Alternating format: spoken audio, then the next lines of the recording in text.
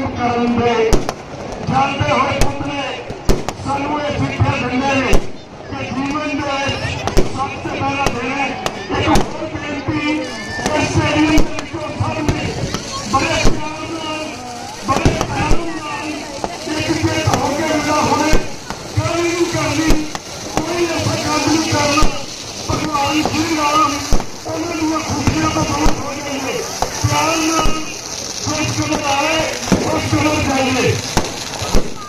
ਸਾਰਿਆਂ ਨੇ बड़े आराम के नाल अपने अपने करना, किसी ने भी पुत्र के कोल नहीं आना। बहुत सोहना दो के बेनती की जा रही है, पुत्र को अगर भेज दिया जा रही है, कोई भी इन्होंने पुत्रों वाल दो के नाल एक दो के बेनती की जा रही है। तो जिन्ना पुत्र को अंदर जाने लगा आगे की रखी जा रही है।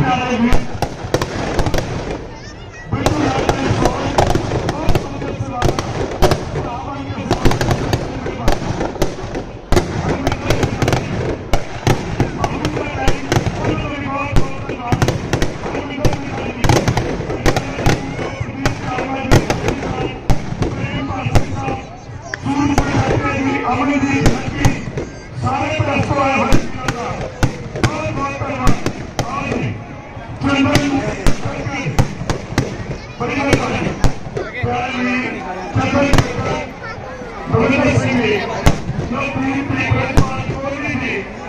अशोक चंद्र जी समुद्री कारोबार कमेटी बहुत बहुत धन्यवाद सारे बहुत बहुत बधाई।